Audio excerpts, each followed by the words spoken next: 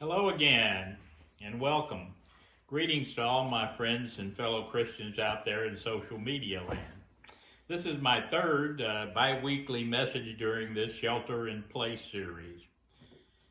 You know, by any standard of measure, we travel an extremely unfamiliar road to Easter this past year. Yes, we had the usual Holy Week services. We had Palm Sunday, we had Maundy Thursday, we had Good Friday, and we had Easter morning services. However, we were forced to participate in these events, not physically together, not in the church sanctuary, and not in the beauty of nature's sunrise like we normally do. Instead, we joined together virtually with electronic technology and social media, and from the comfort of our own living rooms.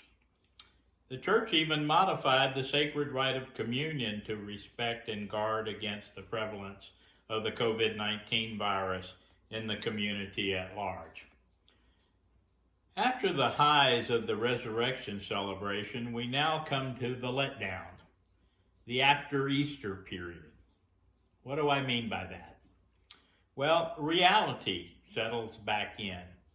Life continues on, seemingly no matter what. We still have to navigate the new normal during this health crisis. Everyday life challenges will continue to go on. Friends will still suffer from cancer, from diabetes, chronic kidney disease, or some other serious malady. Separation of families, mental and physical abuse, and widespread hunger are still going to occur within our society.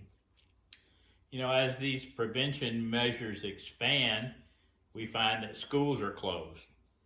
Most forms of sports and entertainment are canceled, and the economy has tanked with dire consequences for many families. The stress and the hardships of keeping some sanity and structure in our daily lives has suddenly become even more difficult than normal.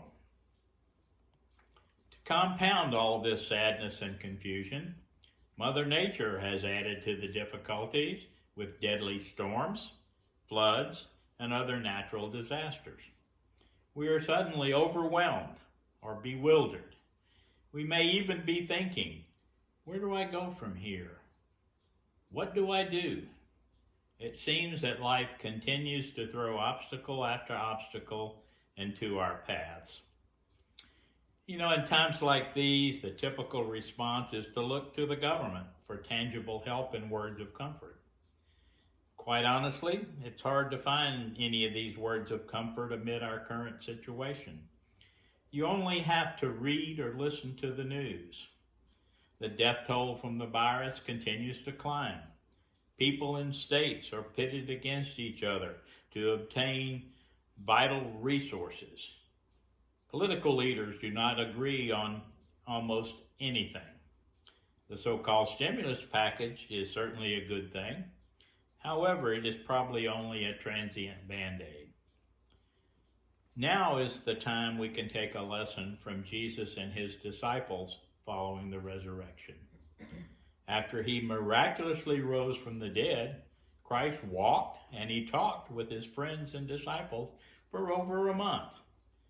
During that time period, he communicated many things to them, including two very important commands. Those commands were, first, wait, and then go. The wait part involved patiently abiding until the Holy Spirit's power was made manifest. That did not happen until Pentecost. Today we already enjoy that privilege, but we have to recognize and accept it. The go part was his command to take the good news to all the world. That is the Great Commission. And if you really think about it, there is very little difference between the disciples' situation then and ours today. Now, granted, under the circumstances, accomplishing those commands will certainly be more difficult and more challenging. To be sure, we may have to modify the details of how we attack those two important tasks. However, through grace, faith, and some old-fashioned creativity, we can be assured that we can overcome any and all obstacles. We need to remember what the Apostle Paul said in Philippians 4:13. I can do all things through Christ who strengthens me.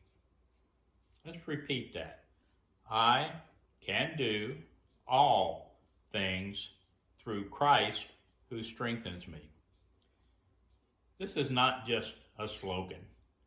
These are words to literally live by. So, if you will, this week we should think about what Paul said and try to apply it to our current situation. I love you all.